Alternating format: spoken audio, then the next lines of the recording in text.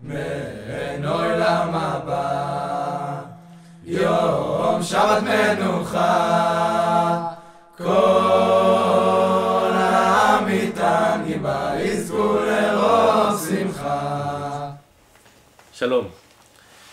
Well known are the words of Rabbi Akiva, telling us that one of the golden rules, one of the great rules of the Torah is V'ahavta l'reacha kamocha.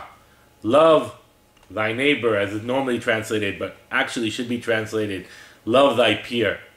And this commandment of loving not just ourselves, but rather loving our peers, is a part of a list of commandments that the Torah brings. Don't speak evil of others. Don't speak about anyone in general. Don't help each other. Lo ta'amod adam re'echa. Don't hate each other, even in your own heart. Don't take vengeance on each other. A list of rules trying to formulate our interpersonal relationship. What we can do and what we shouldn't do. And the Torah doesn't stop by just telling us what we shouldn't act on, but tells us what we shouldn't feel. We should not hate our peers. Rather, we should love them. V'ahavta l'reacha kamocha. But in these psukim, the Torah continuously speaks of one framework.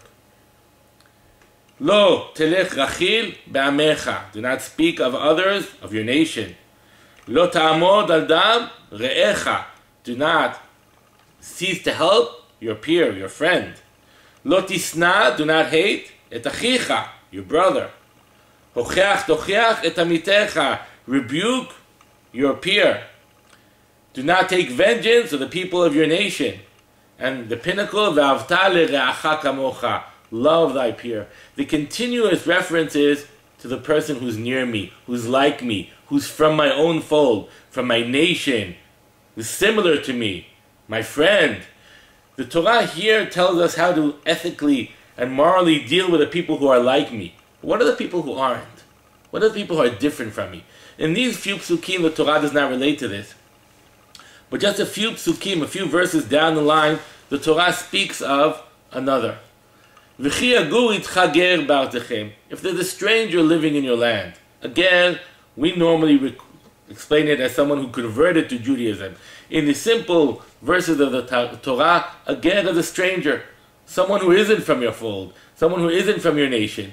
And the Torah says, what happens if in your land, the land that God has brought you to, there's not just you and your family and your friends and your nation, but rather there's a ger there, there's a stranger there.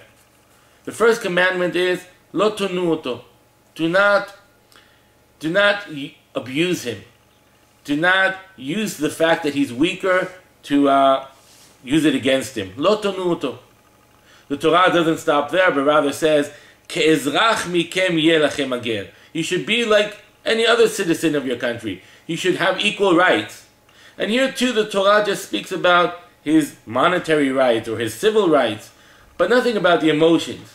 But the Torah already told us that we have to view the strangers with the same rights as we view everybody else, as the citizens. But the Torah doesn't stop there. The Torah continues and says, V'ahavta lo kamocha. You should love him like yourself. But him, in this case, is a stranger. The same verse the Torah said about your friend, V'ahavta l'reacha kamocha, love thy peer like yourself, the Torah says now about the stranger.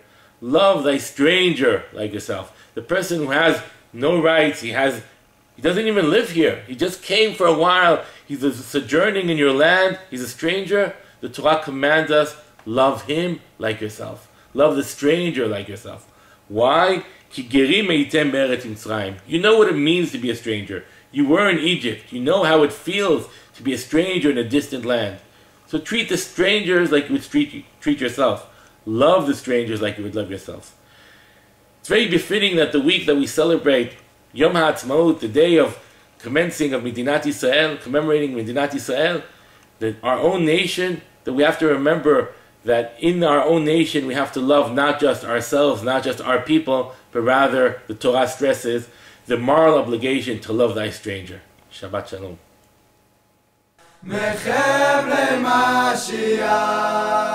יוצלו לרווחה, פדותנו תצמיח, ונס יגון ונחה.